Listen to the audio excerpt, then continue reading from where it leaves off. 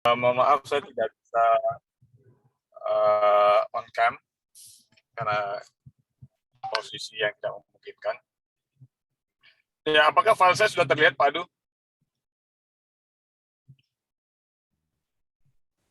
Ya, sudah, Coach. Sudah terlihat. Baik, teman-teman, bicara soal administrasi ini sebenarnya terinspirasi dari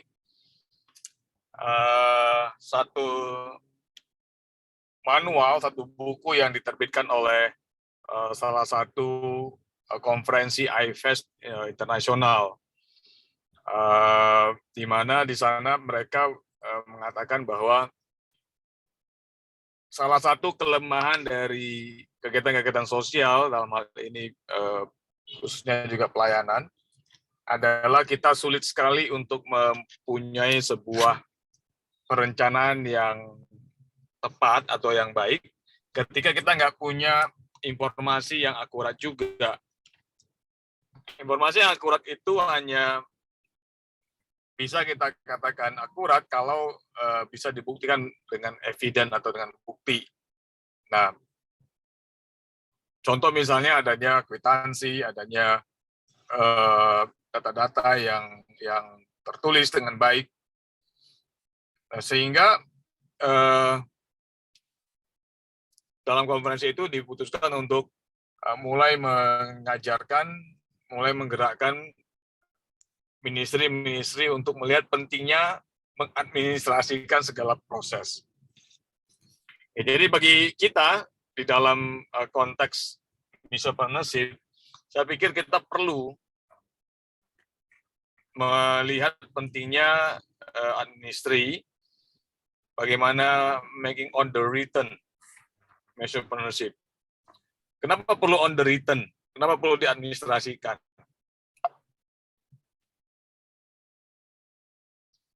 Dalam sebuah survei di Business Singapura dari satu artikel yang diambil dari untuk dunia bisnis ya, bisnis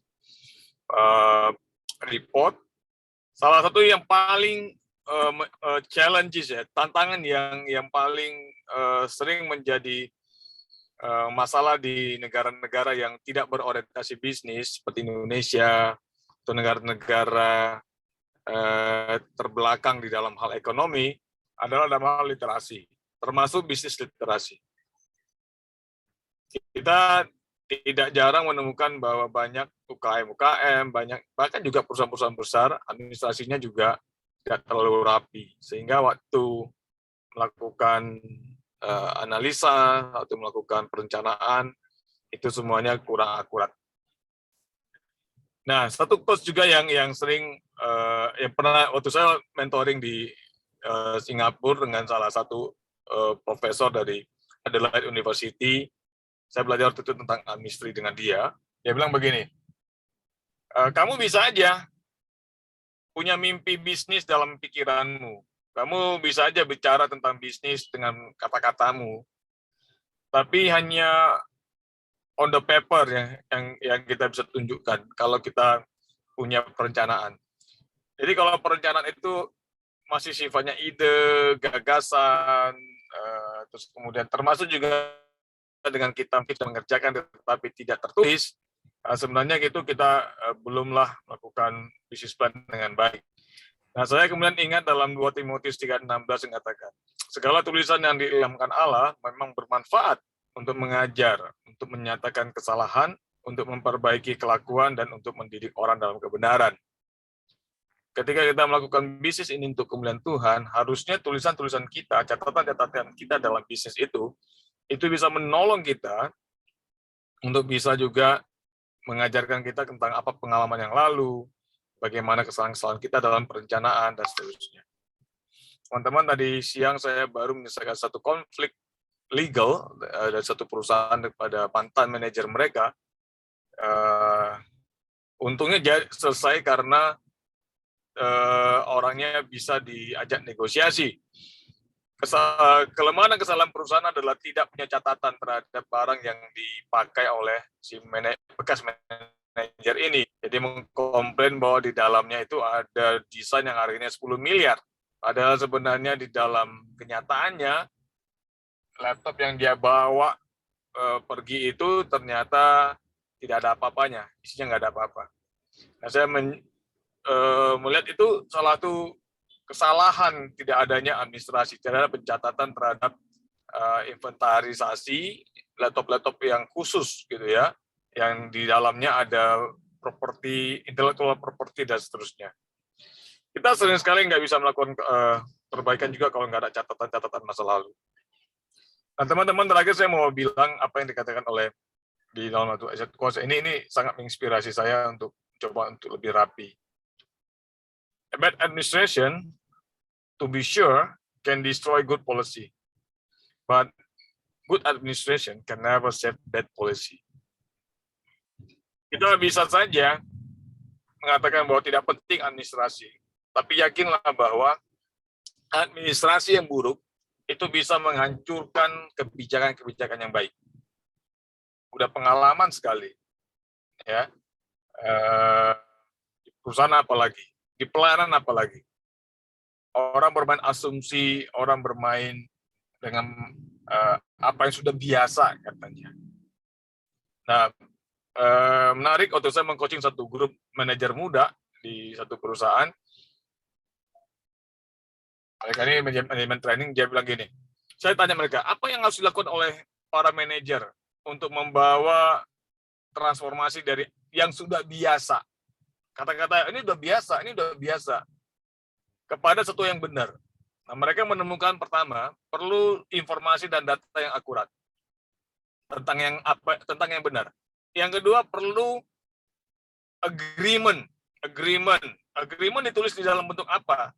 Agreement memerlukan otoritas. Otoritas itu bagaimana tahunya kita punya otoritas? Itu kalau ada validasi melalui paper yang ditandatangani.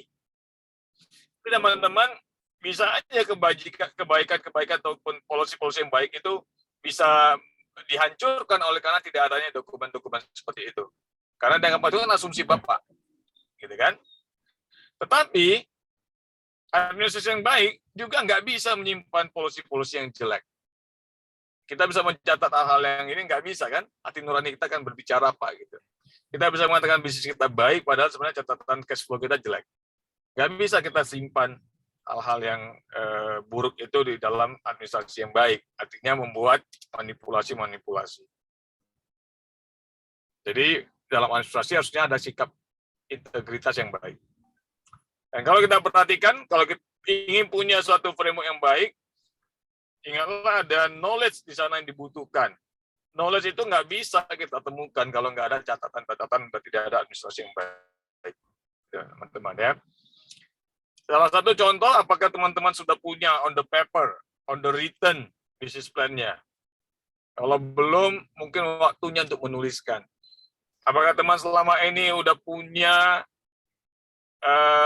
strategi marketing yang tertulis? Apakah sudah punya perhitungan-perhitungan yang tertulis? Kalau itu masih belum, maka bergegaslah untuk melakukannya sebelum nanti kemudian kita akan menyesal bahwa wah ini di luar perencanaan dan akhirnya kita gagal. Jadi paling tidak perencanaan kita harusnya udah bentuk tertulis. Maka mari kita akan belajar tentang administrasi ini. Berterima kasih untuk Pak Kiat yang akan men-sharingkan kepada kita. Saya kenal baik Pak Kiat, sangat talented ya, sangat bertalenta di dalam melakukan satu pendekatan dan juga praktek-praktek yang administratif. Silakan Pak Kiat, terima kasih untuk pelayanan kita, terima kasih untuk kita semuanya, Tuhan memberkati. Ya, selamat malam, terima kasih. Saya share.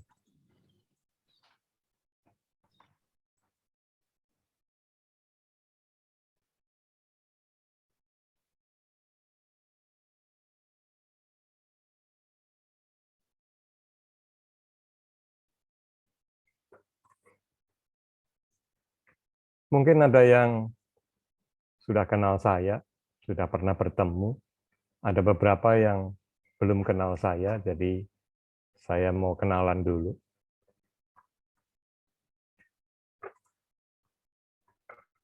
Latar belakang saya, pendidikannya dulu saya sarjana teknik sipil dari Petra, Surabaya. Saya angkatan tahun 1977.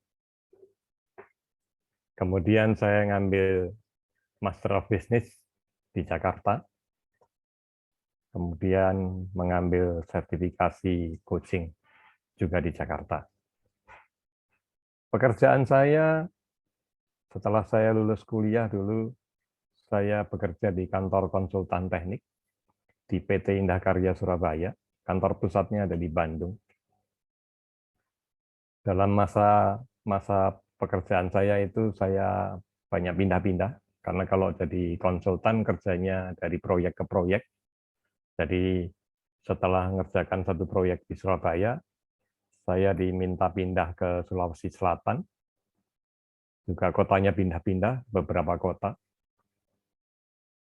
Enak, saya senang karena saya suka jalan-jalan. Jadi setiap kali ganti proyek, lokasinya beda, ya jalan-jalan lah ke sana kemari. Nah, dalam pengalaman saya bekerja sebagai konsultan, terutama kalau sedang mengawasi proyek, itu seringkali saya berhubungan dengan kontraktor dan kadang-kadang susah mengerti. Dunianya kontraktor itu beda dengan dunianya konsultan.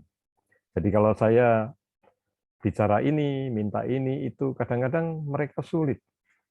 Karena itu tahun 94 saya mencoba untuk masuk ke dalam bekerja di kontraktor. Tujuannya kepengen tahu, apa sih dalamnya kontraktor, apa sih persoalan-persoalannya mereka. Gitu. Dengan harapan setelah saya bekerja di kontraktor, saya mau balik lagi menjadi konsultan. Tapi ternyata dunia bicara lain. Karena tahun 98 terjadi resesi, Pak Soeharto jatuh, dan semua proyek-proyek di Indonesia berhenti. Dan saat itu saya berpikir, lalu saya mau apa? Kalau saya mau menunggu bekerja di proyek lagi, barangkali saya mesti menunggu 3, 4, 5 tahun. Dan setelah 5 tahun, saya akan kalah sama anak-anak muda dengan alat yang baru, dengan perkembangan-perkembangan yang baru. Jadi, saya mesti ganti haluan. Jadi, di tahun 99, saya mulai usaha sendiri. Saya buka kursus, kemudian saya buka toko, rental video, lalu buka kursus bahasa Inggris, gitu ya. Dan itu berlangsung beberapa tahun. Kemudian mulai tahun 2014, usaha-usaha itu tidak saya lanjutkan dengan berbagai macam alasan. Akhirnya saya menempuh jalur freelance sampai sekarang.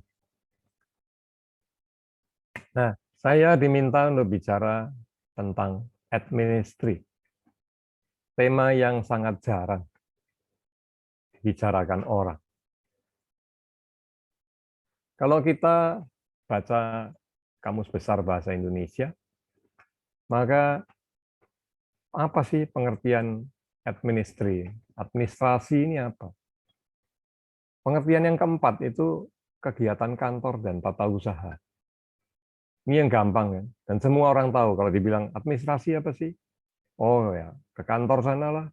Kalau di sekolah ada kantor tata usaha, kalau di kantor ada bagian sekretaris, atau bagian TU, gitu ya. Ini adalah pengertian yang sangat umum yang dipahami orang. Tapi kalau kita lihat di KKBI, itu pengertian pertamanya usaha dan kegiatan yang meliputi penetapan tujuan serta penetapan cara-cara penyelenggaraan pembinaan organisasi. Definisinya membingungkan dan rumit. Apa sih maksudnya? Sebenarnya itu gampang saja. Kalau kita tahu tentang visi, misi, akta, anggaran dasar, anggaran rumah tangga, ya ini yang didefinisikan seperti ini. Definisinya bikin orang bingung. Yang kedua, usaha dan kegiatan yang berkaitan dengan penyelenggaraan kebijakan untuk mencapai tujuan. Ini sama membingungkannya kalau orang bikin definisi. Yang dimaksud itu yang berkaitan sama goals, SOP, peraturan. Nah, kalau ini semua pasti ngerti. Dan yang ketiga, kegiatan yang berkaitan dengan penyelenggaraan pemerintahan. Kita tidak berbicara di sini karena ini administrasi negara, undang-undang, peraturan pemerintah, akta, KTP, izin. Ya.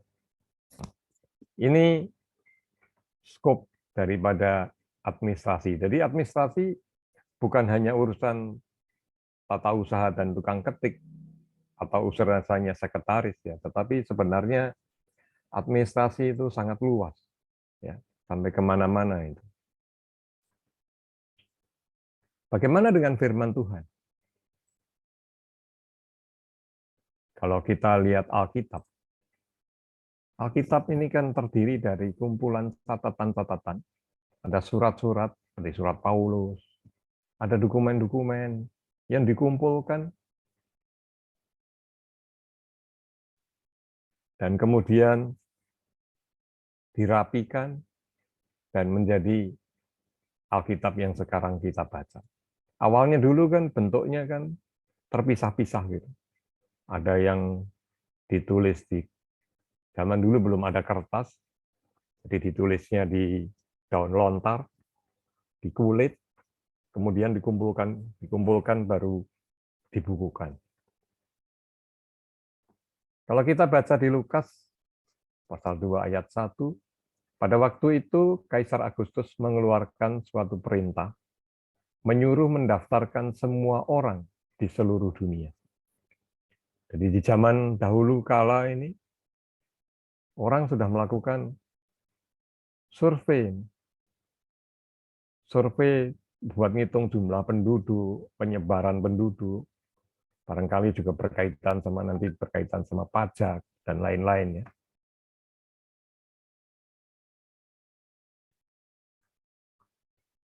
Nah, kalau jabatan apa yang berkaitan dengan administrasi ini? Ya tentu saja itu sekretaris. Tapi ada jabatan-jabatan lain yang mirip-mirip. Biasanya disebutnya ada sekretaris eksekutif, ada sekretaris umum, ada sekretaris jenderal, ada kalau di negara itu ada sekretaris kabinet, dan kantornya disebutnya sekretariat.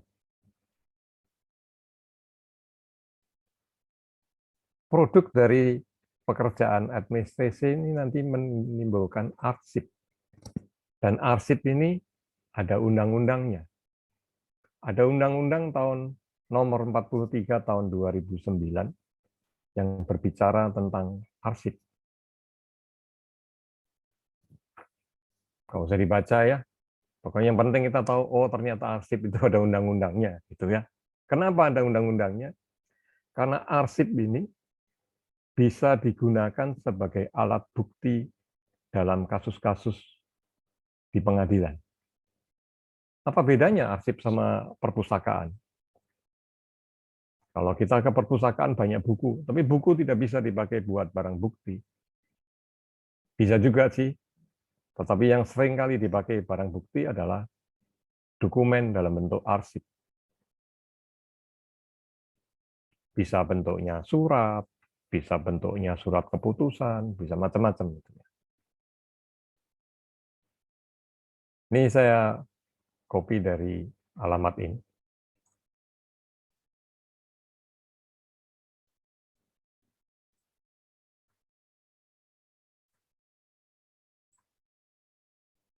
Nah, kalau zaman dahulu arsip itu bentuknya, zaman kuno itu bentuknya perkamen itu dari daun lontar, kemudian ada yang dari kulit binatang. Begitu kira-kira di abad ketiga, tahun 300 lebih, di Cina diketemukannya kertas. Nah, arsip-arsip itu mulai ditulis di kertas, dibukukan, gitu ya. Nah, bagaimana zaman sekarang? Zaman sekarang eranya adalah era digital, maka arsip-arsip itu dokumen-dokumen itu bentuknya akan digital. Begini ya, digital itu kenapa sih disebut digital? Digital itu isinya cuma angka 0 dan angka 1. Bentuknya bisa 0100, bisa 0000, bisa 1011, dan sebagainya. Ini kalau belajar tentang matematika yang khusus untuk digital ini.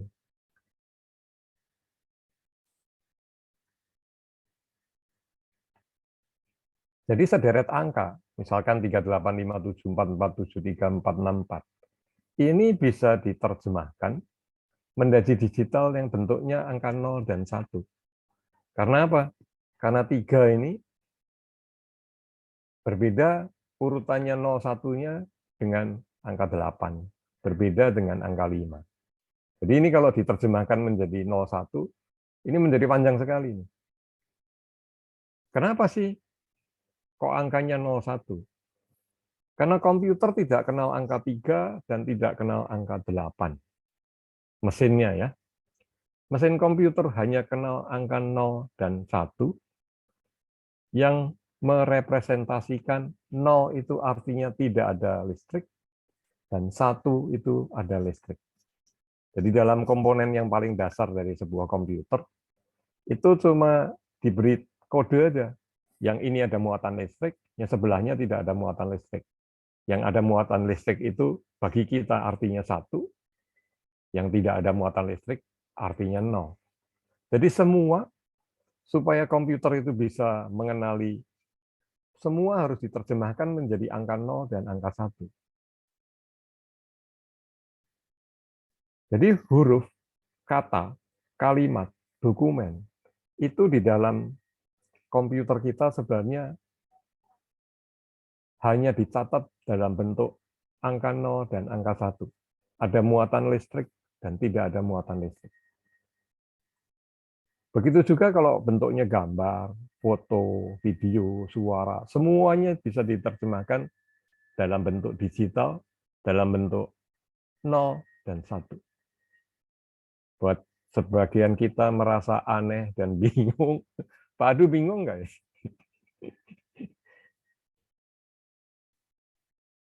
Semuanya itu bentuknya cuma 0 dan 1. Basic-nya cuma itu. Nah, akibatnya semua gambar, foto, video, angka, semua itu akan diterjemahkan dari angka 0 dan 1, dan volume dari angka-angka ini menjadi sangat besar. Seberapa besar sih volumenya? Kalau Pak Adu punya email, barangkali di emailnya Pak Adu itu ada mungkin 500 atau 1000 email, atau 2000 email. Semua itu sama Google diterjemahkan menjadi angka 0 dan 1. Disimpan di dalam hard disk. Nah, kalau Pak Adu punya 1000 email, di dunia ini yang pakai langganan Gmail itu ada sekian ratus juta orang, semuanya disimpan oleh Google, oleh Gmail. Jadi berapa itu data yang ada? Besarnya ampun-ampun dan besarnya tidak masuk akal buat kita. Dan dengan suatu sistem, data itu sama dia tidak disimpan di Amerika, tapi ditebar di seluruh dunia. Dia pakai sistemnya namanya mirroring. Mirror itu kaca, cermin. Jadi data itu dikopi, ditaruh di Amerika, ada kopinya di Singapura, ada kopinya di kota-kota lain di Indonesia, yang kita tidak tahu tempatnya ada di mana. Biasanya mereka menyewa anak-anak muda untuk menyewakan hard disk buat Google. Karena kita tidak tahu data itu ada di mana, biasanya kita sebut data itu ada di awan sana, di cloud. Padahal itu ada fisiknya. Fisiknya ditebar di banyak tempat yang kita tidak tahu.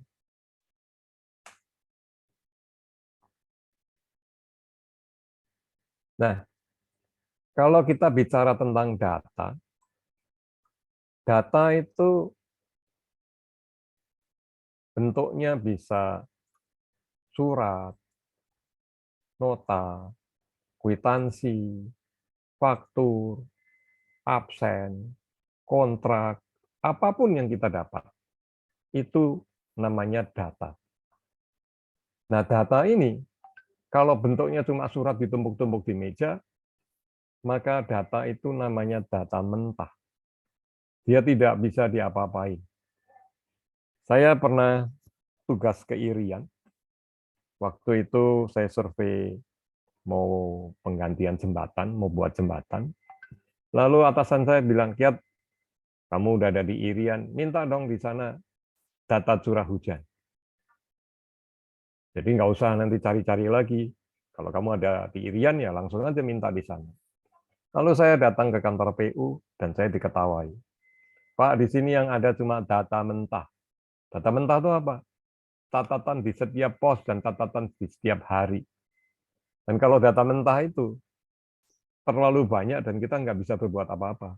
Yang saya butuhkan sebagai seorang perencana adalah data yang sudah setengah matang, sudah dirata-rata, dibuat dirapikan, gitu. Itu yang saya butuhkan. Nah, saya tanya itu di mana? Ya adanya Bapak ke Jakarta. Jadi balik lagi di Jakarta.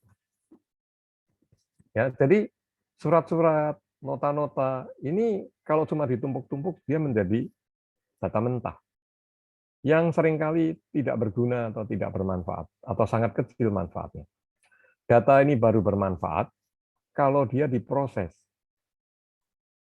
Jadi bagaimana memprosesnya? Dikelompokkan, diurutkan. Misalkan kalau surat ini bisa dikelompokkan kan. Oh, ini surat keluar, ini surat masuk, oh ini surat keputusan, ini surat jalan. Nah, itu dikelompok-kelompokkan. Lalu diurutkan. Ini yang tanggal bulan Januari, ini Februari, ini yang tahun 2001, 2002, 2003, dan seterusnya gitu ya. Mungkin ada data-data yang butuh dijumlah. Kalau misalkan gaji, absen, itu perlu dijumlah. Perlu dirata-rata. Dan segala macam. Yang penting adalah bahwa data itu harus diproses. Nah, kalau dia sudah diproses, bentuknya menjadi sebuah laporan. Ada laporan harian, ada laporan kehadiran. Laporan bisa macam-macam. Laporan pembelian, laporan persediaan. Ya. Ada banyak sekali laporan tergantung kita mau dibutuhkan untuk apa laporan itu. Di gereja saya kalau selesai ibadah, itu salah satu petugasnya mencatat laporan ibadah. Mulai dari siapa yang khotbah, khotbahnya temanya apa, ayatnya apa, jumlah yang hadir berapa, yang tugas siapa saja, detail 1-2 halaman, ya 2 halaman buku. Terus saya tanya ke teman-teman, ini buat apa? Dan tidak ada yang menjawab. Karena apa? Karena itu data mentah yang nggak pernah diapa-apain. Harusnya data itu setiap sekian bulan atau satu tutup tahun itu mesti diolah. Misalkan siapa yang absen, siapa yang masuk, jumlah kehadiran itu dalam 1 tahun yang paling tinggi bulan apa, yang paling rendah bulan apa, kenapa dan bagaimana.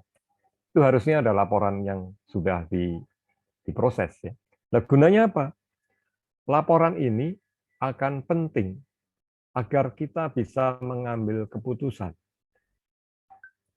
Kalau tidak ada laporannya, kita tidak bisa mengambil keputusan.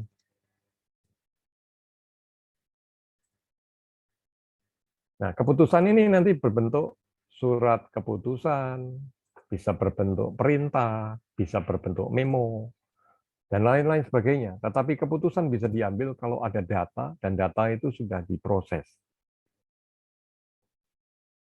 Misalkan kalau kita mau naikin gaji karyawan, ya mesti ada datanya. Jumlah karyawan berapa, gaji sekarang berapa, rata-rata gaji, total gaji berapa, keuntungan perusahaan berapa persentase gaji terhadap penjualan, dan sebagainya. tanpa data-data yang itu, sulit buat kita mengambil keputusan. Saya pernah ke sebuah rapat gereja, mau beli mobil. Terus saya bilang, nah kalau kita mau beli mobil, datanya ada enggak? Misalkan yang mau dibeli itu mobil apa? Buat 10 orang atau buat 15 orang. Lalu kebutuhan gereja itu dalam 1 tahun itu untuk kunjungan yang hanya berangkat 3 orang berapa? Yang rame-rame pergi 15 orang berapa kali? Nah, kalau tidak ada data itu, maka keputusan itu bisa salah. Nah, yang saya juga kesal adalah saat kita rapat baru dia telepon. Bobby, lu jual mobil ini enggak? Harganya berapa? Ya ampun. Harusnya itu data itu disiapin kemarin-kemarin dan sudah diproses. Jadi ketua bidang itu mestinya laporan. Kita mau ganti mobil, mau beli mobil baru. Rekomendasi saya adalah mereknya ini karena ini. Kedua, mereknya ini harganya segini, cara pembeliannya gini-gini karena ini. Itu harusnya sudah setengah matang sehingga rapat tinggal ngambil keputusan, tinggal ketok palu. Jadi kenapa kita seringkali kalau rapat lama sekali? Karena tidak ada laporan buat persiapan rapat. Karena tidak ada data. Atau datanya mentah. Lanjut ya. Nah, surat-surat keputusan ini nanti akan menjadi dokumen, menjadi arsip. Dan arsip itu balik lagi, dia menjadi sebuah data. Sehingga ini akan berputar terus.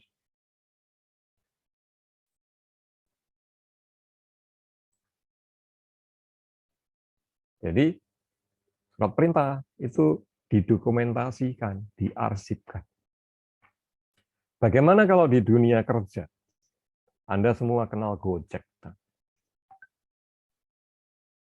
Nah, kalau bicara Gojek, datanya yang dia kumpulkan itu sangat detail dan sangat rapi.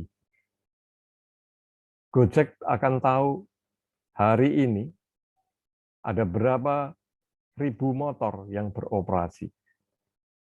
Total pendapatannya berapa? Rata-ratanya berapa? Arahnya kemana? Dari data-data itulah mereka bisa timbulkan, oh, kita bisa buka satu unit lagi namanya GoFood. Karena setiap jam 12 siang itu banyak pergerakan mobil dari kantor ke restoran. Nah, kalau tidak ada datanya, ide itu tidak bisa muncul. Ketika Gojek baru buka, saya pernah dengar ada satu orang wanita, seorang ahli statistik yang melamar ke Gojek. Dia bekerja dari Amerika dan pulang dan bekerja di Gojek. Dan dari situlah dia bisa mengolah data yang jumlahnya sangat besar itu, lalu dirumuskan buat ngambil keputusan.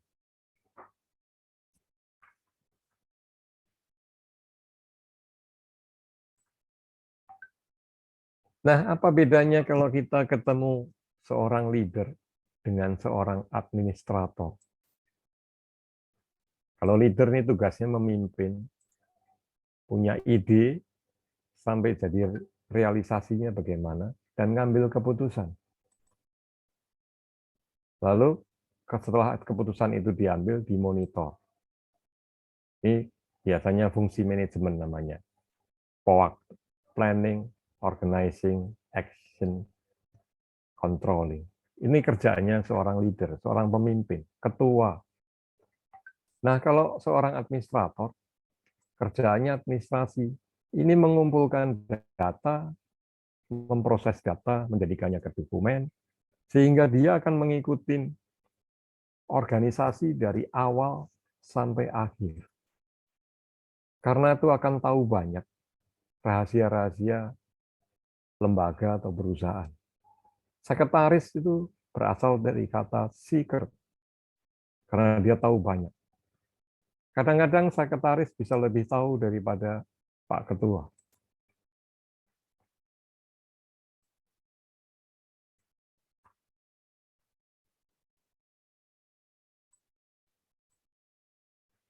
Ya, kalau tadi kita bicara tentang administrasi, dan kalau itu ada uangnya, namanya administrasi keuangan, maka yang dikumpulkan itu bond, nota, kwitansi, surat jalan, itu administrasi keuangan. Kita akan break, nanti kita akan sambung. Saya pernah belajar administrasi bisnis, business administration. Apa itu? Ini agak berbeda dengan yang dua pertama. Saya kembali. Selamat malam, kalau di sini sudah malam dari Talaut. Saya Hans Wisang, saya ada share screen sedikit biar bisa kenal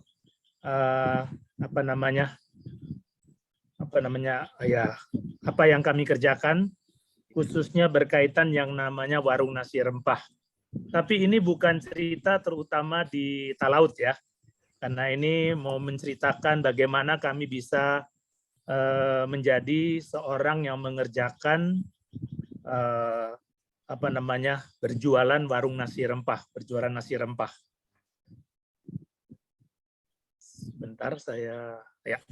Jadi kami di coach sama Coach Arison ya dari berapa tahun yang lalu berkaitan dengan apa sebenarnya yang kami mau kerjakan untuk pelayanan di Kepulauan Talaut gitu.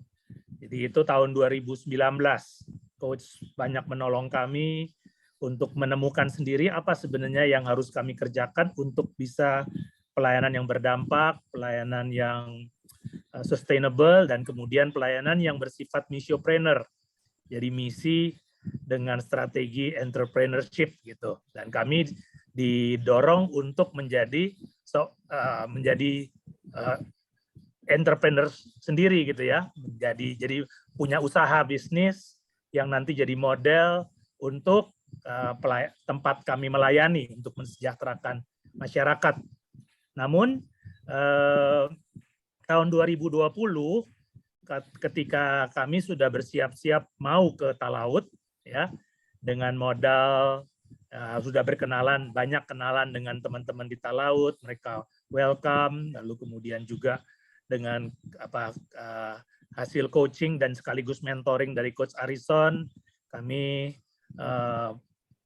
belum menemukan yang namanya warung nasi rempah, tapi pokoknya udah siap mau ke sana gitu ya, untuk bisa nanti waktu itu missiopreneur pun belum terpikirkan. Pokoknya kami ingin memberikan hidup kami untuk melayani. Nah, pelan-pelan Coach Arison membimbing kami masuk ke ini missiopreneurship ya.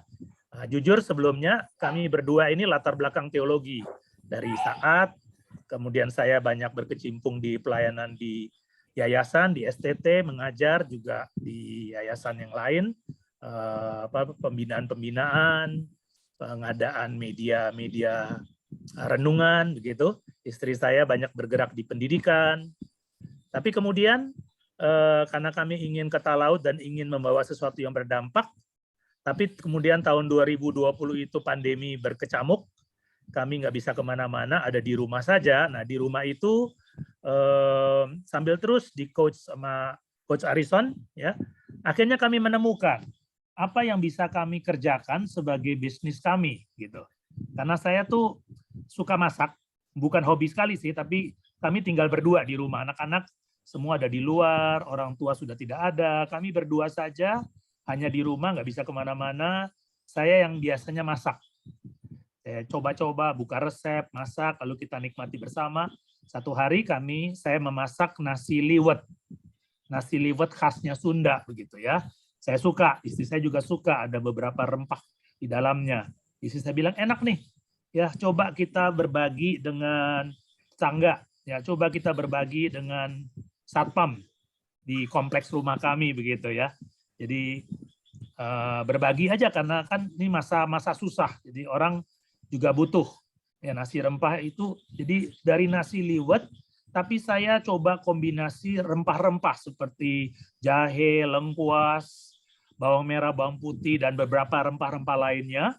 Ternyata nasinya jadi enak, hangat, ada sedikit rasa pedas dan ada rasa khasnya begitu. Jadi saya bilang ini enak nih. Nah, waktu saya sudah bisa masak nasi tersebut dan teman-teman suka, Coach Arison menantang kami, kenapa tidak dijual? Kenapa tidak itu jadikan satu bisnis kuliner yang sekarang ini banyak orang yang karena situasi pandemi ini kan pekerjaan tidak ada segala macam, lalu mereka beralih kepada bisnis online gitu. Kami belum pernah sama sekali melakukan bisnis ya. Selama hidup ini isinya pelayanan-pelayanan rohani, pelayanan pendidikan, tapi nggak pernah berpikir untuk bisnis sebagai sebagai bagian dari misi atau sebagai misi gitu. Tapi oke lah, karena cuma ada di rumah, nggak bisa ngapa-ngapain, kita coba berjualan. Jadi kami diingatkan bahwa kami menjadi contoh lewat jualan itu bisa sustain gitu ya, bisa menghasilkan keuntungan, ada profit. Tetapi pada saat yang sama kami juga harus menjalankan misi. Jadi apa misinya gitu dalam Misiapreneur Warung Nasi Rempah ini adalah nasi yang kaya rempah ini sangat berguna untuk kesehatan tubuh. Mungkin juga bisa menolong orang meningkatkan imunitas, tidak gampang terkena penyakit termasuk virus corona. Jadi itu menjadi ide yang kami pikirkan dan kami coba kembangkan. Jadi Warung Nasi Rempah mulai secara online, kami coba tawarkan ke teman-teman, mereka beli, mereka mencicipi, mereka menikmati, wah bersyukur sekali ya.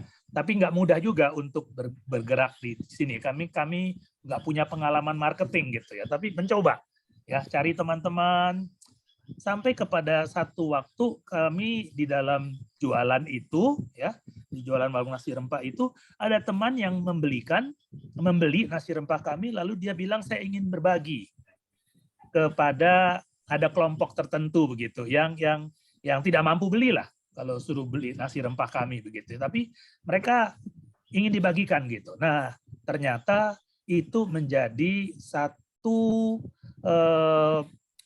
penjualan kami ya, banyak model seperti itu.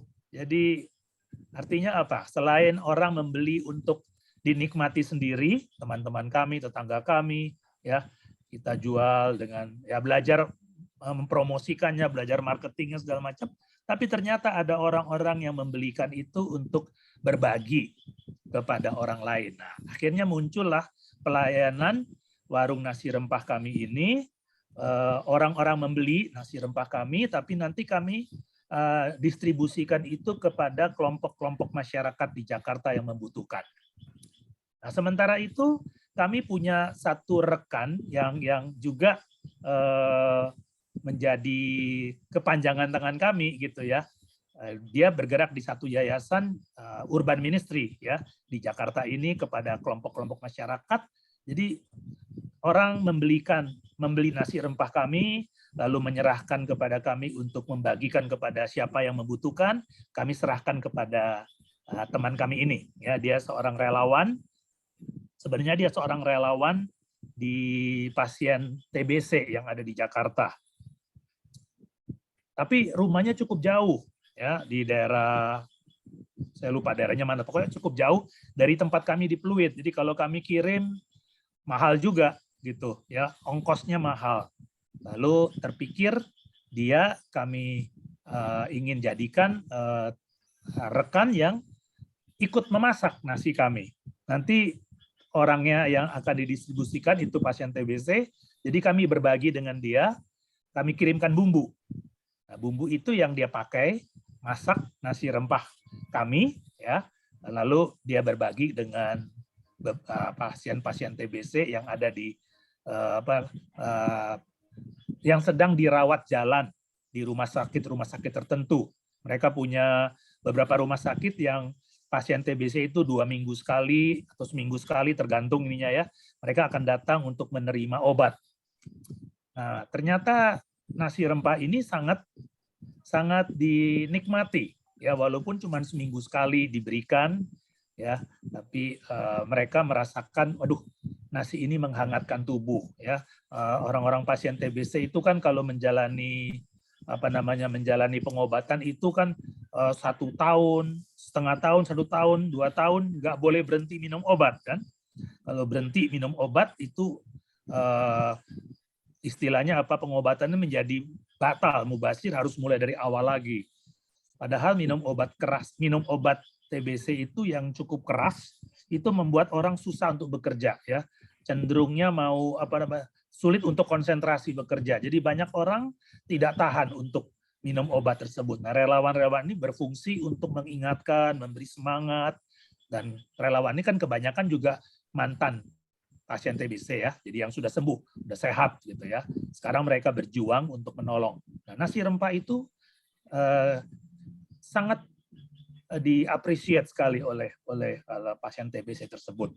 Jadi itu pengalaman kami mulai dari bulan Juni 2020 kami mulai menemukan nasi rempah sebagai bisnis kami yang rencananya kami mau bawa ke Talaut. Di situ nanti kami jualan nasi rempah, tapi belum kesampaian. Jadi 2020 sampai bulan Juni 2021 setahunan, ya setahun lebih kami ada di Jakarta, kami jualan ini, ya.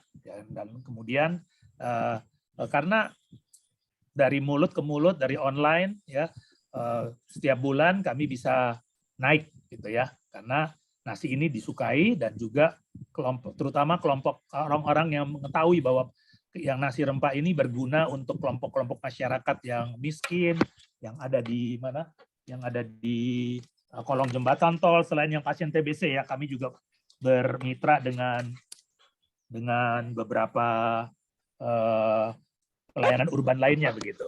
Nah, jadi bersyukur sekali karena lewat pelayanan atau nasi rempah ini kami juga menjalankan misi, kan, karena dengan yayasan-yayasan yang yang urban ministry tersebut, mereka menjadi kepanjangan tangan untuk nasi kami. Pada saat yang sama mereka juga bisa menyertakan nasi itu dengan penginjilan. Mungkin tidak langsung, tapi dengan menyatakan ini kasih Tuhan, sehingga ada orang-orang yang lewat nasi rempah ini juga boleh melihat atau mengenal Tuhan Yesus.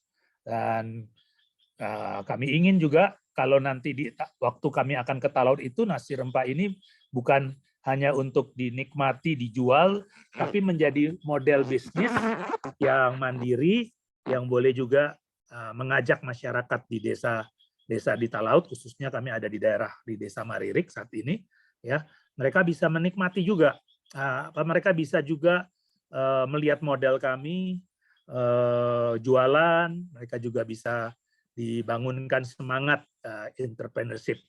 Tapi jujur memang di Talaut ini tidak semudah ketika melakukan di Jakarta, ya.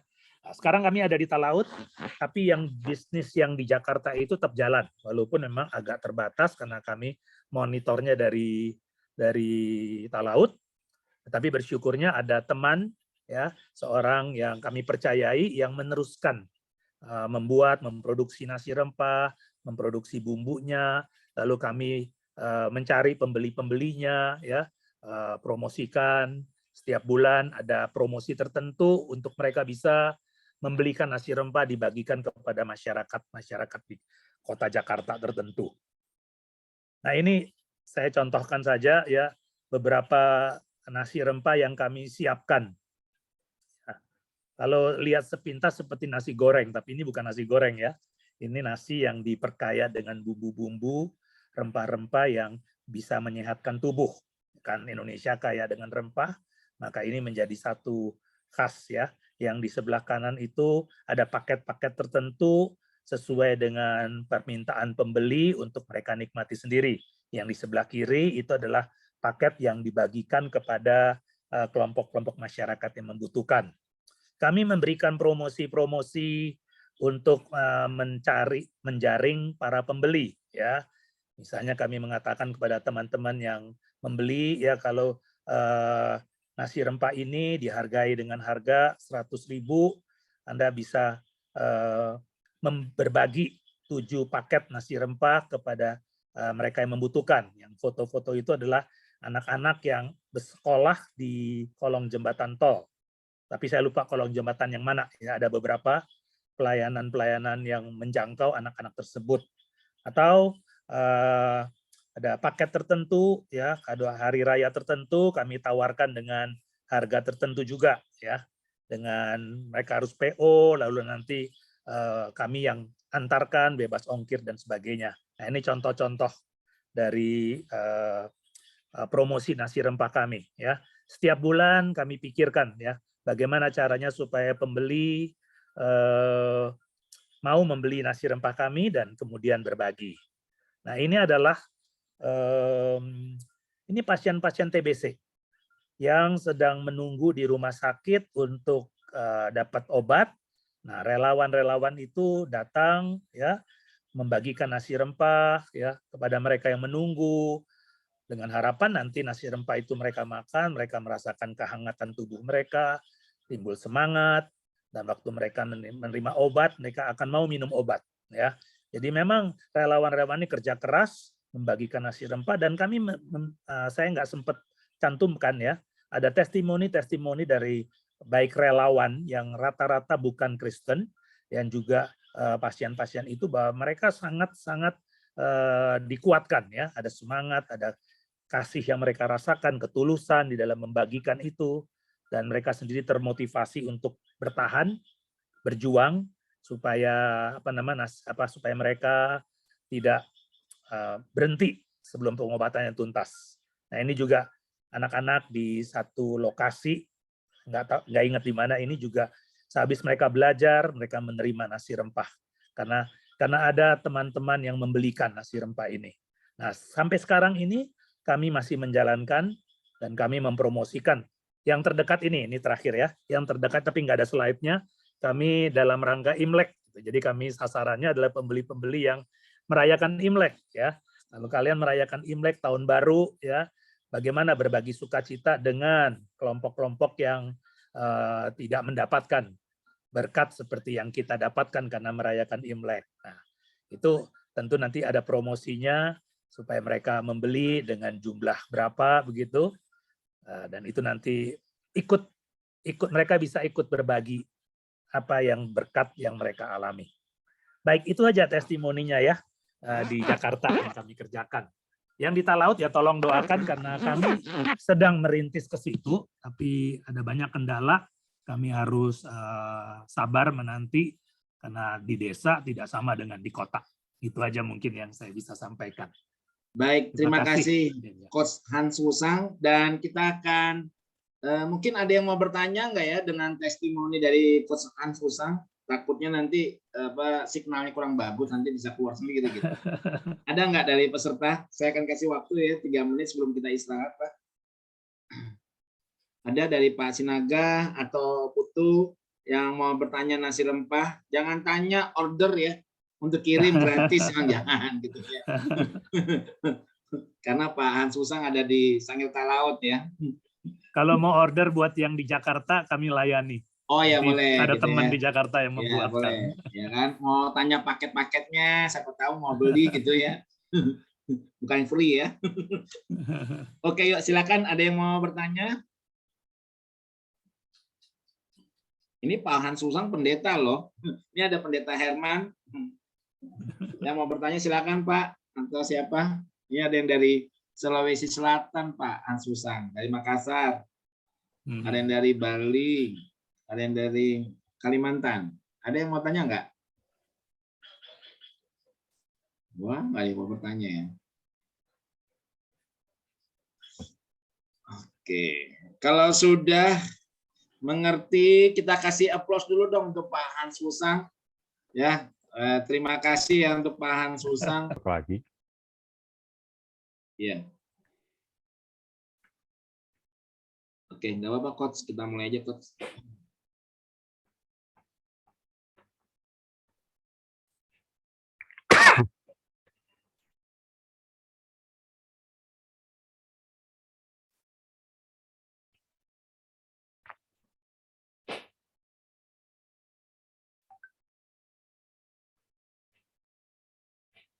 Jadi kalau administrasi itu sifatnya umum, maka ada untuk di bidang keuangan, itu ada administrasi keuangan yang sifatnya khusus, yang berkaitan dengan masalah-masalah keuangan. Nah, saya pernah belajar business administration atau administrasi bisnis. Apa sih bedanya? Agak beda jauh. dibandingkan dengan administrasi umum atau administrasi keuangan. Karena kalau kita kuliah administrasi bisnis, ternyata kita belajarnya itu sangat lebar, sangat luas. Antara lain belajar tentang manajemen, belajar tentang ekonomi, accounting, ini saudaranya ilmu ekonomi, finance, marketing, manajemen produksi, hukum, hukum perdata, hukum pidana. Apa manfaatnya kita belajar hukum? Kayaknya jauh banget sama bisnis. Ini tujuannya supaya kita tahu apakah bisnis kita berada pada rel yang benar, apakah ini melanggar hukum, dan kalau kita melanggar hukum, apakah ini sifatnya perdata atau sifatnya pidana. Misalkan yang sering di dalam dunia bisnis, kalau kita nembak merek, itu hukumnya apa? Kalau kita hutang bisnis, itu hukumnya perdata. Kita nggak bisa dimasukin ke tahanan. Asal ada niat untuk bayar. Selesai, itu hukumnya perdata. Tapi kalau utangnya itu bentuknya penipuan, nah dia berubah menjadi pidana. Kalau hukumnya pidana, masuk kerangkeng itu, hotel prodeo. Statistik ini nanti berkaitan dengan bagaimana mengolah data, bisnis internasional, strategi, dan lain-lain. Kalau kita bicara usaha kecil dan menengah, ini tipikalnya seperti ini. Ownernya saya, direkturnya saya, ini yang dialami Pak Hans. Yang produksi saya, yang ngirim juga saya, kadang dibantu anak saya. Yang ngurus administrasi dan keuangan istri saya. Ini tipikal di mana-mana. Persoalannya, apakah istrinya punya latar belakang administrasi dan keuangan atau enggak? Kalau tidak, ya saya sering jumpai punya bisnis yang namanya buku kas, tidak punya. Kalau disuruh buat, katanya saya nggak tahu bagaimana membuatnya.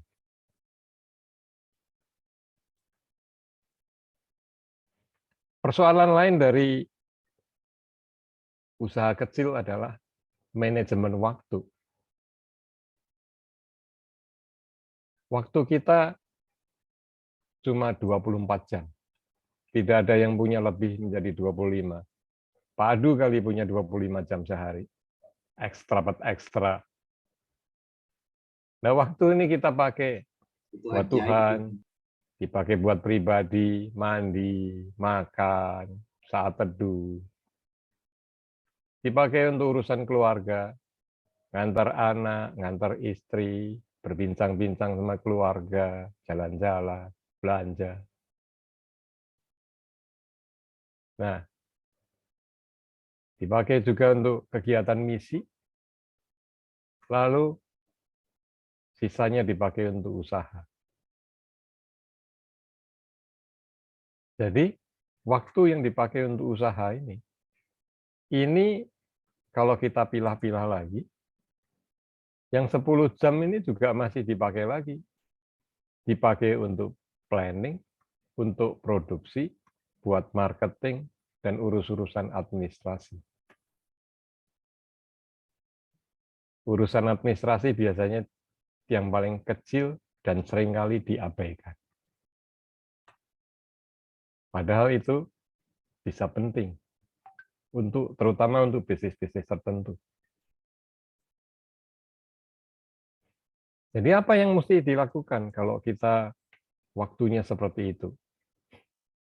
Ada hal yang lagi yang mesti diperhatikan adalah untuk usaha-usaha kecil adalah memisahkan uang usaha dan uang pribadi. Biasanya karena tidak ada catatannya, duit bisnis dan duit pribadi itu dijadikan satu. Lalu modalnya tekor. Mau beli bahan baku, modalnya habis karena kemarin dipakai buat sunatan. Oh, kemarin ada saudara sakit. Ya, ini bahkan bisnis-bisnis yang sudah bicara duit puluhan ratusan juta, kadang-kadang ini masih uang pribadi, ini masih nyampur sama uang usaha.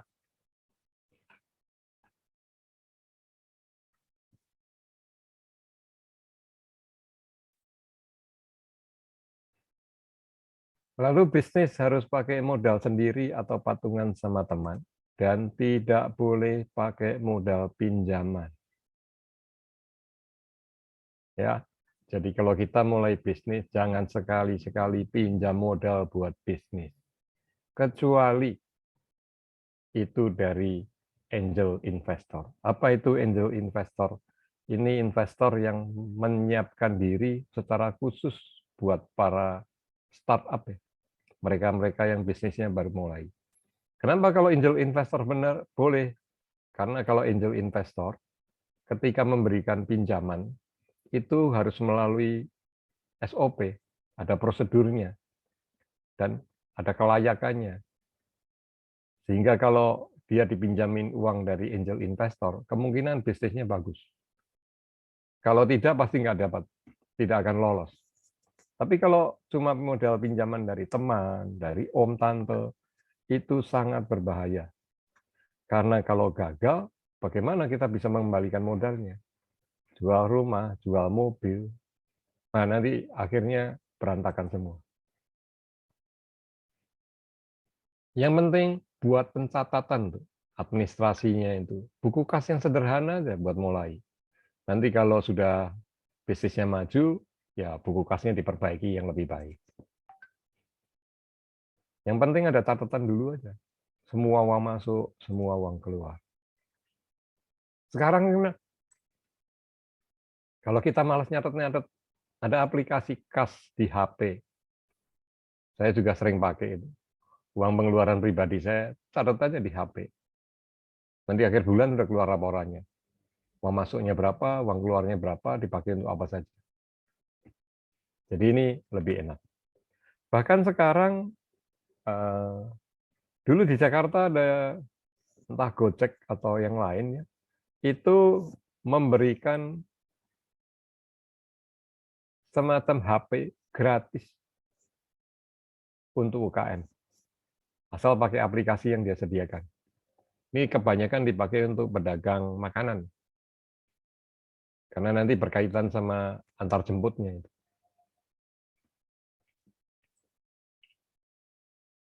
Nah, kalau ada hutang piutang, jangan lupa dicatat. Ada satu cerita teman saya, orang tuanya meninggal. Lalu dia mengeluh ke saya, Pak Kiat, mamiku meninggal. Meninggali hutang dan piutang yang nggak jelas. Piutangnya itu mungkin puluhan sampai ratusan juta. Tapi nggak ada catatannya. Ada selembar kertas, dan namanya siapa, gitu. Nggak jelas ini apa. Cuma ada angka-angka gitu, tapi nggak jelas ini apa. Nah, akibatnya dia bilang, ya sudah, saya relakan aja, saya cuma ngomong sama relasi-relasinya. Kalau ada yang punya hutang, piutang, ngomong ke saya. Kalau saya punya hutang, mami saya punya hutang, saya bayari. Kalau mau punya piutang, ya Anda yang bayari. Sisanya selesai, sudah, nggak tahu.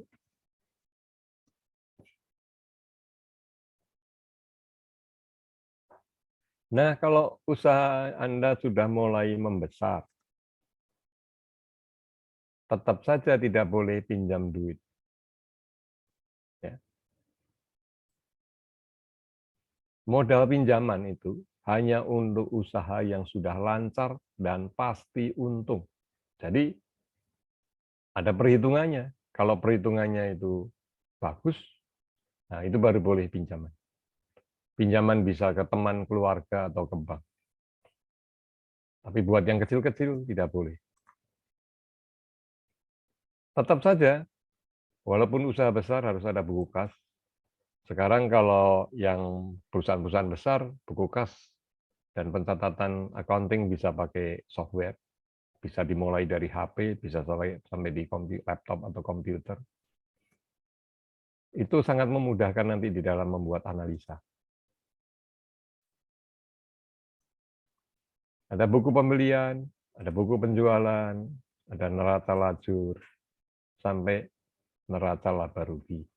Kalau tidak bisa dikerjakan sendiri, ya punya karyawan khusus untuk mengurus ini, bisa full time, bisa part time, atau sekarang ada jasa-jasa buat mengurusin hal-hal seperti ini. Nggak usah diurus sendiri.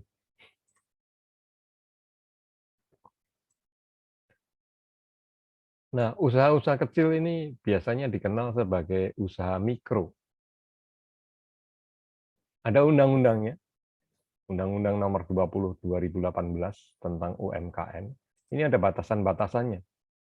Kalau asetnya kurang dari 50 juta, lalu omsetnya kurang dari 300 juta setahun atau 25 juta sebulan, maka ini termasuk usaha yang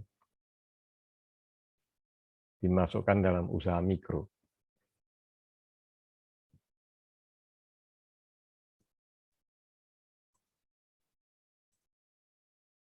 Nah, bagaimana dengan pajak?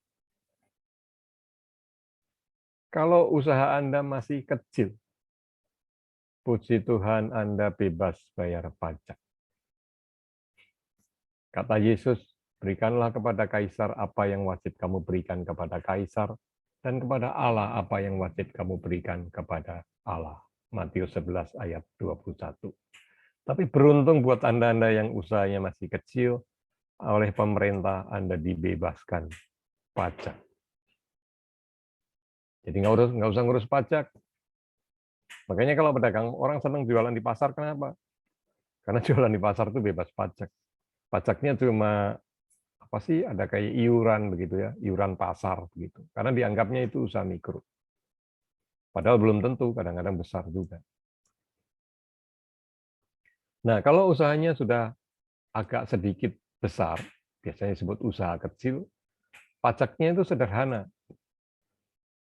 Urus NPWP, lalu kalau omsetnya kurang dari 400 juta sebulan, itu tinggal bayar pajak langsung 0,5% dari omset per bulan. Selesai. Bisa setor di ATM, tidak usah lagi datang ke kantor pajak, ngurus ini, urus itu, bikin catatan, nggak usah. Ini baru diperkenalkan berapa tahun terakhir ini ya. Jadi buat usaha kecil itu supaya sederhana, pokoknya sebulan ini omsetnya berapa, bayar 0,5%, setor, selesai. Final. Tidak diungkit-ungkit, tidak diperiksa, tidak ditanya-tanya.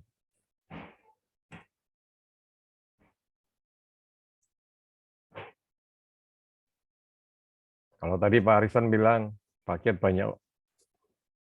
banyak pengalamannya di bidang administrasi, ya memang saya sejak SMP sudah bikin buku kas untuk ngurus usahanya orang tua saya. Lalu ketika kuliah, saya suruh jadi sekretaris. Kemudian ketika saya bekerja di proyek, supervision engineer itu saya ngurusin pembangunan 16 atau 17 jembatan. Yang diurus itu selain teknis, itu banyak administrasinya. Biasanya administrasi proyek itu berkaitan sama tagihan-tagihannya proyek. Jadi yang diurus uang. Lalu saya pernah kerja di kontraktor, pernah buka usaha sendiri. Ada yang menarik ketika saya membuka Video Easy. Video Easy ini sebuah rental video, franchise dari Australia, tapi saya ngambil franchise dari kantor di Jakarta.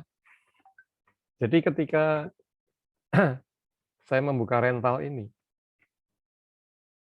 data pelanggan, hari pertama siapa yang sewa, itu ada rekamannya. Lalu manajernya bilang, Pak Kiat, data-data ini tidak boleh dihapus ya. Sampai sekian tahun Pak Kiat buka usaha, data pertama dan selanjutnya itu tidak boleh dihapus. Saya bilang, lah kalau harddisknya penuh gimana? pakai beli hard disk lagi, hard disknya susun 2. Zaman dulu kan hard disk masih kecil. Kalau nggak cukup ya susun 3, susun 4. Jadi sebenarnya data di toko ini sangat rapi, sangat teratur, sangat detail. Apa aja sih data yang dikumpulin di, cuma ngerentalin video aja. Itu ada data pribadi. Data pribadi itu biasanya dikasih formulir suruh ngisi. Kalau di Australia itu suruh ngetik sendiri, sediain komputer ketik sendiri. Itu mulai ngisi nama, alamat, nomor KTP, kemudian tanggal lahir, apalagi ya, lupa saya, kira-kira ada data-data pribadi yang mesti diserahkan, fotokopi KTP. Kemudian ada data tentang film. Data film itu lengkap, mulai dari judul film, genre, itu pengelompokan film, waktu tayangnya berapa lama, aktornya siapa, pendukungnya siapa, sutradaranya siapa. Itu detail sekali. Lalu ada summary dari ceritanya apa sih, ada summary-nya. Jadi ada data orang, data pelanggan, ada data film yang mau dipinjam, karena ini rental video. Lalu ada data lagi satu transaksi, mulai dari toko buka pertama, transaksinya tanggal, jam, apa yang disewa, harganya berapa. Lalu ada data marketing. Data marketing itu tanggal sekian, bulan sekian ada promosi apa. Tanggal sekian ada promosi apa. Promosi itu di-record semua. Ya, jadi ini menarik ini kalau mau belajar tentang administration ini. Administrasi baik umum maupun keuangan. Di toko ini detail sekali. Lengkap sekali datanya. Ya. Nah, kemudian saya menjadi volunteer di Yayasan Pelangi Kasih. Ini mengurus TK dan SD. Saya tanya kepala sekolahnya, Ibu, murid yang pertama itu sekarang ada di mana? Karena ini sekolah waktu itu umurnya sudah 10 tahun. Ada nggak namanya, alamatnya, teleponnya, rapotnya? Maaf Pak, sudah hilang. Nah, beda sekali ya. Kalau ini tadi perusahaan yang dari Australia, data itu dikumpulin dan dijaga rapi. Nah, pelayanan di negara kita sendiri, ditanya sekolah, ditanya muridnya, datanya tidak ada. Beruntung saya kuliah di kampus yang datanya cukup rapi. Suatu hari saya butuh legalisir ijazah. Lalu saya telepon teman saya yang masih ada di kampus karena dia kerja di kampus. Aku tolong ya minta bikinin aku legalisir ijazah ya. Oh iya, gampang. Saya kirimin fotokopinya ya. Enggak usah. Lalu terus gimana? Ya kan ada kopinya di sini. Jadi ternyata di kampus saya, semua ijazah itu difotokopi dan diarsip. Ribuan mahasiswa itu ada arsipnya. Kalau sekarang barangkali pakai di-scan ya. Di-scan bentuknya digital gitu.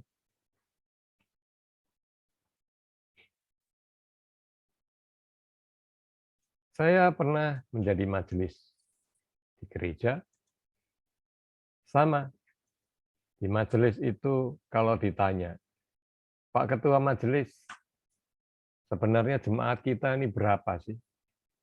Jawabannya, kira-kira. Loh, kok kira-kira? Karena tidak ada data yang akurat. Belakangan saya mendengar Gereja Kristus yang di Jakarta, Gereja Kristus Ketapang, itu beli aplikasi untuk pendataan jemaat. Nah, itu detail itu. Nah, kalau sudah pakai aplikasi, maka ketua majelis, rohaniwan, itu tinggal klik aja. Jumlah jemaat, klik, keluar. Jumlah anak remaja, klik, keluar itu. Remaja yang cowok berapa, yang cewek berapa, keluar. Yang SMP kelas 1 berapa anak? Ada itu. Nah, kalau sudah didigitalisasi, di komputer atau di handphone, biasanya itu lebih enak dan lebih rapi, dan gampang gitu. Jadi kalau kita rapat atau mengambil keputusan, ya tinggal datanya dibuka aja. Nah, biasanya mereka punya datanya untuk security itu dilapis-lapis. Kalau jemaat, dia cuma bisa buka datanya sendiri. Kalau pengurus wilayah, bisa buka data-data di wilayahnya. Kalau hamba Tuhan, wah dia boleh buka semua data. Ya, biasanya ada batasan-batasan begitu. Saya pernah juga pelayanan di Sinode, juga pernah di Yayasan Cinta Baca bareng Bang Arison.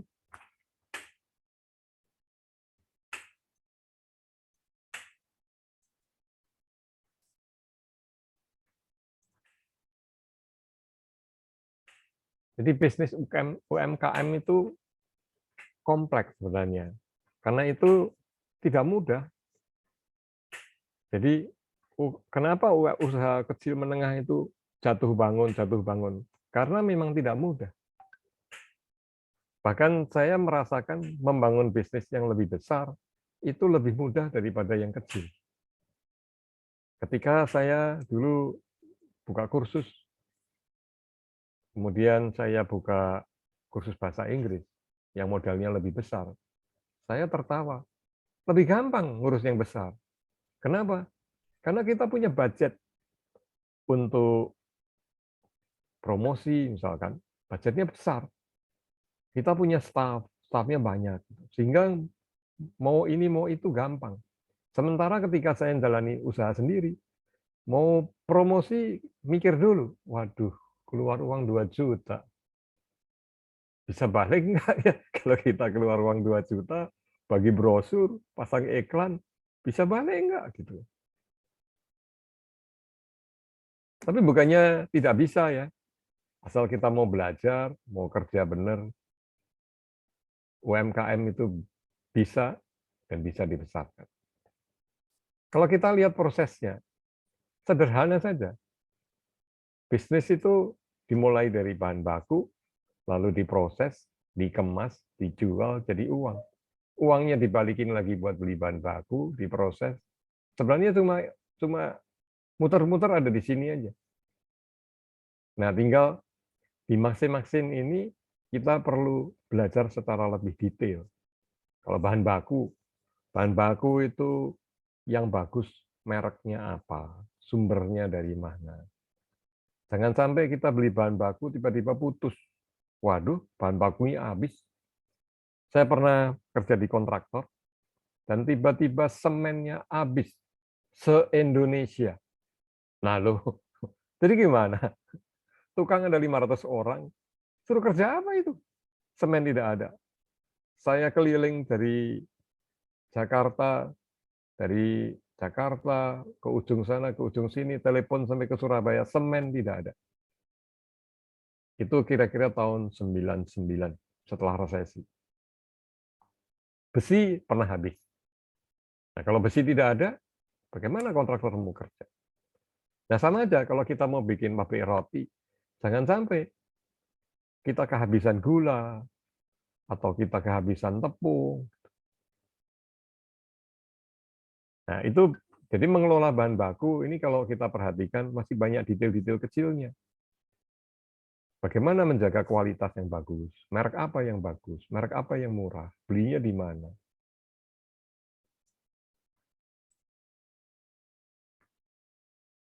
Karena bisnis UMKM itu kompleks, maka diperlukan seorang coach atau seorang mentor, atau kedua-duanya coach dan mentor, agar Anda tidak jatuh bangun.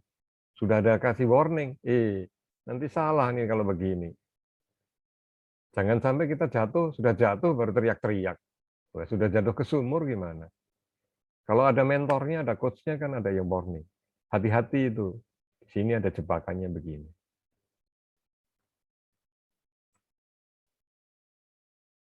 Oke. Cukup itu, saya kembalikan waktunya ke Pak Adi. Terima kasih Coach Kiat yang sudah menyampaikan materi yang sesi kedua administrasi. Baik, bagi Bapak Ibu yang mau bertanya, saya memberikan kesempatan bisa bertanya kepada Coach Kiat, bisa juga bertanya kepada Coach Hans. Usang masih ada dia, ya. Sebelum menghilang kalau signalnya buruk. Oke, silakan. Ada yang mau bertanya? Silakan. Ayo silakan.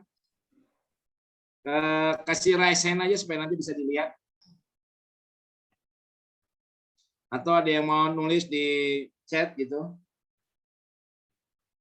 Pak Sinaga atau Pak siapa ya? Pak Herman, ada yang mau? Atau Putu? Atau Remi Riang? Silakan.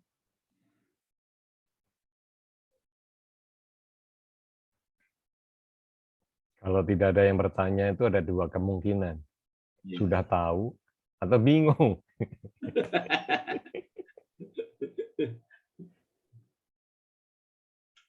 Ada yang mau bertanya?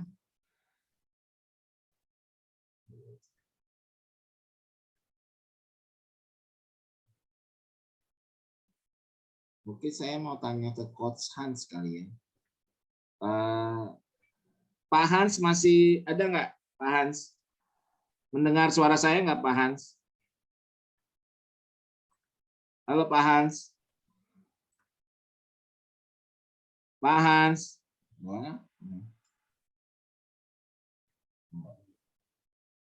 Lagi bikin nasi goreng. Iya, lagi bikin nasi goreng, bukan nasi rempah ya. Sudah turun ya. Nasi rempah menunya nasi goreng, turun itu. Oke, Pak Sinaga mau nanya Pak, atau Herman Adi, atau Putu, silakan.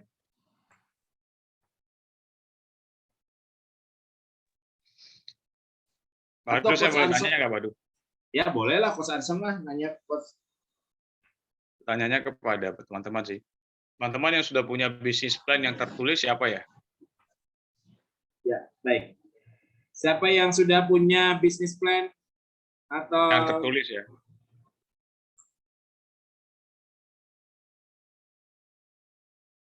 Halo, ini teman-temannya cuma 1, 2.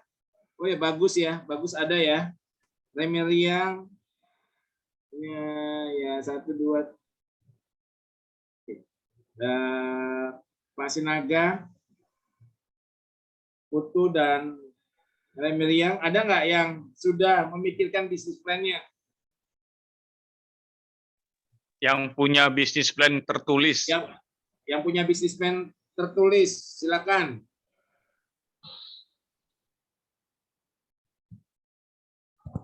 Ada? Oke, bagus bilangnya belum, Coach. Ingat saya Pak Bagus ini pernah dikasih tugas ini. Iya, belum buat ya. Soal survei ya, Coach Kiat ya. Survei di hotel-hotel ya. Iya. Iya. Oh, Putu juga belum.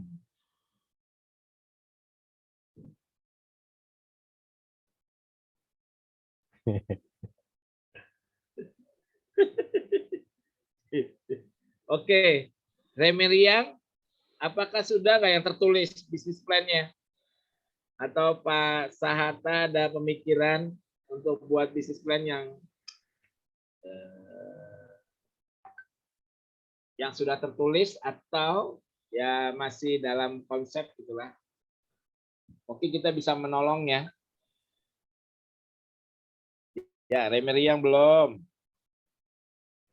Ini sudah ada 3 yang ngaku ini. Ada lagi nggak?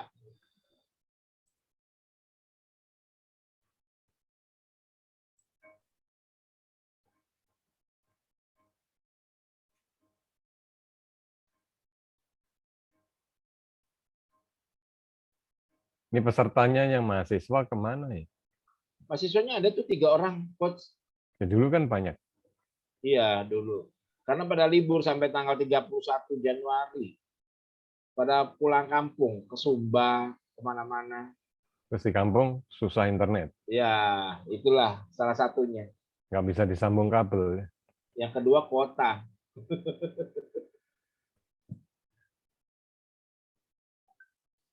Oke, ada nggak?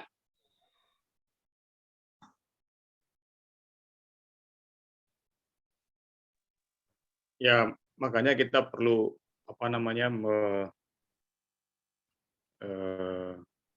menyadari ya, di apa yang disampaikan oleh profesor yang dari Australia Adelaide Adelaide University itu ya, memang surveinya menunjukkan kita cenderung lemah di dalam mengadministrasikan, sehingga ide-ide bisnisnya nggak pernah ditulis. Nah, ini membuat jadi sulit. Berbeda sekali dengan negara-negara yang berkembang di bisnis ya. Mereka selalu by evidence. Negara-negara mengembangkan negaranya dengan by system itu selalu ada evidence. Sistem tidak bisa dikatakan sistem kalau nggak ada evidence. Bentuk dari evidence yang paling sederhana adalah on the written, yang tertulis dan ada validasinya. Jadi ini yang memang menjadi tantangan bagi kita sih. Tapi kita akan terus berusaha lah ya untuk menjadikan ini semacam penyadaran terus. Karena kalau enggak, kita nggak akan bisa berubah. Termasuk juga gereja ketinggalan dengan dunia-dunia profesional seperti itu.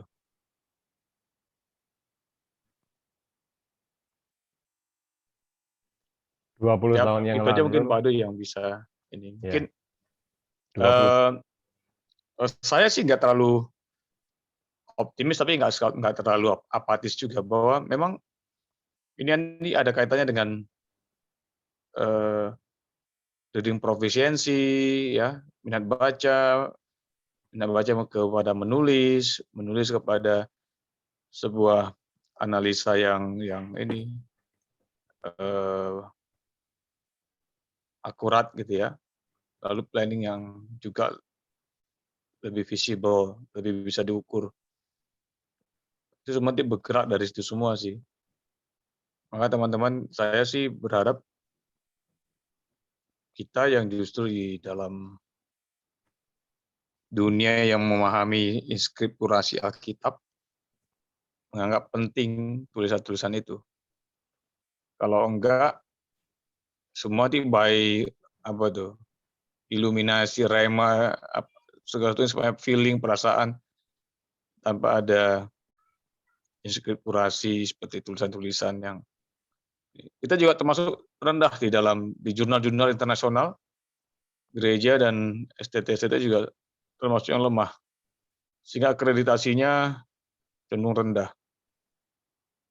Karena jurnal-jurnalnya nggak muncul. Nah, dalam bisnis juga begitu. Jadi sampai kapanpun dan dimanapun kita ini masuk dalam bidang-bidang apapun, administri itu nggak bisa diabaikan, nggak bisa dianggap ringan. Sayangnya memang mental kita nggak terbiasa untuk itu. Jadi gimana? Saya mendorong teman-teman untuk mulai mencatati gitu ya, termasuk dalam hal bisnisnya. Kalau ada yang pakai warung, mencatat cash flow atau uang masuk, uang keluar, biaya dan seterusnya. Jadi kalau nanti kita nggak punya catatan, gimana bisa mengevaluasi ya? Tidak sedikit itu menjadi salah satu yang membuat terpleset para pebisnis awal itu. Hanya mendengar saja, mendengar inspirasi, mendengar, tapi tidak membuat dalam bentuk tertulis. Kita nggak punya pedoman, nggak punya acuan atau referensi yang baik. Jadi semangat ya teman-teman supaya kita bisa berubah. Business is simple, but not easy. If you change, your business change. Jadi yang paling sulit adalah ternyata change-nya. Bisnismennya kalau nggak change, bisnisnya nggak akan change, nggak akan berubah. Kalau kita nggak punya catatan, nggak punya sistem, kita akan busy, sibuk ngurusi yang sebenarnya udah pernah kita tahu, tapi lupa, nggak dicatat dengan baik. Karena itu kalau kita busy, kita nggak akan pernah menjadi businessman, tapi menjadi busy man. Betul nggak? Businessman itu harus punya waktu banyak. Tidak mengerjakan hal-hal yang sifatnya di luar dari inti bisnis. Nah, biarlah administrasi menolong para pebisnis untuk tidak terjebak dalam pekerjaan-pekerjaan yang bukan bisnis. Itu ya teman-teman ya. Semoga ada satu insight, ada satu perubahan yang kita bisa lakukan. Terima kasih teman-teman. Terima kasih Pak Adu. Oke, baik. Terima kasih Coach Arison. Terima Pak kasih Du. Coach Kiat. Ya. Waduh, Ya. 20 tahun yang lalu saya pernah baca, kalau di Eropa itu bisnis plan itu bisa dijual. Jadi kalau kita bikin bisnis plan-nya bagus, itu bisa ditawarkan, dijual, biasanya jual ke bank, jual ke investor. Sebenarnya kalau zaman sekarang, itu biasanya anak-anak muda kalau bikin startup, itu nantinya juga dijual. Mereka presentasi, kalau ada yang minat, beli, atau store modal.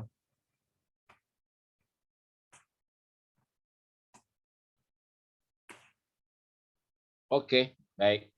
Terima kasih Coach Kiat. Baiklah, kalau sudah tidak ada lagi, kita akan mendengarkan beberapa pengumuman.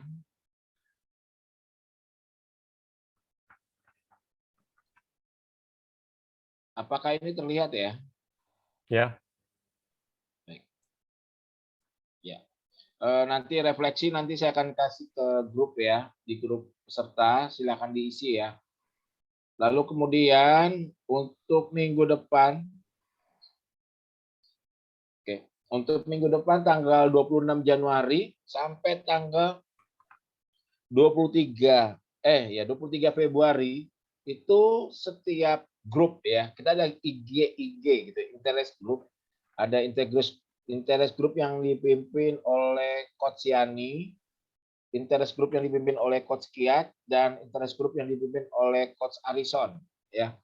Nanti bisa untuk membuat project design yang mungkin salah satunya yang nanti mungkin akan dipresentasikan di hadapan para penilai ya. Apakah ini nanti seperti dulu lagi ya Coach Arison ya, akan dapat hadiah gitu Coach? Ya, semoga Pak kalau masuk dalam kriteria harusnya bisa ya. Bisa, oke baik. Jadi nanti kalau misalnya ada project design yang sangat tertarik, mungkin nanti investor yang akan menilainya juga bisa menaruh investasinya di proyek teman-teman ya. Jadi tolong nanti koordinator atau para coach bisa mengkoordinasi di tiap interest group-nya siapa orang yang akan mempresentasikan untuk project desainnya. Itu nanti kita tanggal 26 Januari sampai tanggal 23 Februari ya. Dan 23 Februarinya kita akan berjumpa kembali ya untuk mendengarkan presentasi dari tiap interest group ya. Untuk disampaikan di hadapan para investor dan penilai ya. Project desain mana yang terbaik.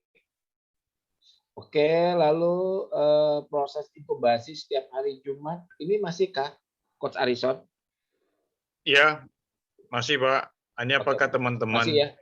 Ya, jadi nanti memanfaatkan apa tolong enggak? ya untuk peserta tolong berinisiatif lah ya untuk bisa menanyakan ke kami gitu. Kalau misalnya ada yang mau ikut silakan untuk bisa hadir ya di setiap hari Jumat jam 7 malam sampai jam setengah 9 malam.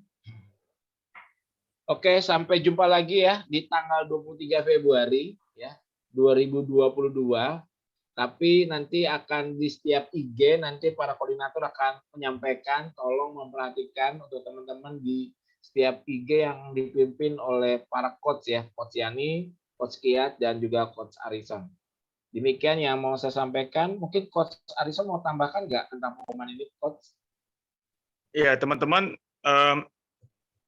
sedikit aja kali Pak Adu ya. Ya. Kita kan selalu berpikir ini bukan hanya kelas knowledge, tetapi berbasis kompetensi, artinya ada knowledge, attitude, dan skill. Kalau teman-teman tidak memanfaatkan dengan baik proses-proses untuk coaching dan consulting itu sayang sekali. Justru yang mahalnya di situ. Kemudian dia nanti akan dilihat dari assessment seperti misalnya teman-teman akan membuat sebuah low cost probe, itu maksudnya satu simulasi dengan biaya yang rendah. Katakanlah sebuah bisnis itu bernilai 150 juta modalnya, tapi bisa dicoba dulu dalam bentuk 10 juta atau 20 juta seperti itu ya. Nah, teman-teman bisa membuat skala kecilnya, tapi harus dengan angka-angka yang terukur ya. Sehingga waktu teman-teman akan presentasi, jadi di tanggal 23 itu nanti akan ada presentasi. Nah, grup yang paling baik ataupun nanti salah satu peserta ya, kalau mau ada yang pribadi silahkan, kalau hanya ikut di grup silahkan. Yang visible atau yang visibility studi kelayakannya bagus, itu akan terbuka sekali peluang untuk diinvest, karena yang akan menjadi asesornya dari presentasi teman-teman adalah mereka yang tidak saja bisnismen, tetapi mereka juga punya hati untuk melayani, untuk misi, yang juga punya kapasitas sebagai seorang investor. Nah, selain teman-teman dia akan mendapatkan masukan-masukan dari mereka, tidak tertutup kemungkinan karena tahun lalu itu sebenarnya ada peluang untuk seorang investor waktu itu udah minta supaya diperbaiki bisnis proposalnya, bisnis plannya ya, tapi nggak dikerjain. Akibatnya investornya bilang mungkin dia tidak terlalu perlu. Padahal udah disampaikan gitu, dan saya sudah menyampaikan juga secara pribadi, tolong diperbaiki sesuai dengan masukan-masukan supaya kemudian dia akan diinvest. Tapi ya kenyataannya memang mungkin ya teman-teman belum perlu waktu itu ya, nggak apa-apa. Tapi paling tidak ketika itu diadakan penilaian, teman-teman bisa mengerti sebenarnya menurut orang bisnis rencana teman-teman itu visible atau enggak, layak apa enggak gitu. Nah, ini akan menjadi satu ujian sekaligus dorongan untuk bisa melihat saya sudah sejauh mana. Gitu. Tadi kata Coach Kiat, bisnis plan pun bisa dijual sebenarnya. Idenya itu bisa dijual. Nah, itu bentuknya dalam bisnis plan itu. Ya. Jadi selama waktu low cost probe itu sampai ini nanti presentasi, manfaatkanlah waktu-waktu untuk diskusi di grup. Mungkin nanti ada online-nya, masa-masa inkubasi, teman-teman bisa ikut Jumat itu ya. Sambil menanyakan bisnis plan-nya udah oke enggak? Gitu. Udah visible atau enggak? Gitu ya. Oke. Jadi nantinya dalam sertifikasi kami pun nanti itu akan dibedakan orang yang memang mengikuti dengan accomplish, itu maksudnya mencapai hasil yang ini ya, sesuai dengan kompetensi yang diharapkan, atau hanya sekedar attendance, hanya sekedar mengikuti saja. Itu akan ada dibagi dua jenis sertifikat ya, sertifikat yang accomplishment atau hanya attendance, gitu ya. Oke, itu aja yang saya tambahkan Pak Adu. Terima kasih. Oke, baik. Terima kasih Coach Arison. Oke, bagi mahasiswa-mahasiswi dari FTT Yohanes Calvin, mohon nanti tolong sampaikan ke teman-teman yang tidak hadir ya. Tolong perhatikan nanti di interest grupnya untuk bisa memperhatikannya, boleh ikut ya untuk membicarakan project desainnya dan juga anggarannya yang sudah mungkin ditentukan aja 10 juta gitu ya. Jadi untuk kedepannya mau buat apa gitu ya. Itu aja sih. Ya, supaya nanti waktu tanggal 23 Februarinya siapa orang yang bertugas untuk mempresentasikan atau proyeknya dia ya untuk mempresentasikan dari interest IG-nya ya, interest grupnya. Baik, demikian yang mau saya sampaikan dan kita akan mengakhiri dengan doa. Minta Coach Kiat deh, Coach, untuk tutup dalam doa, Coach. Ya, mari kita berdoa.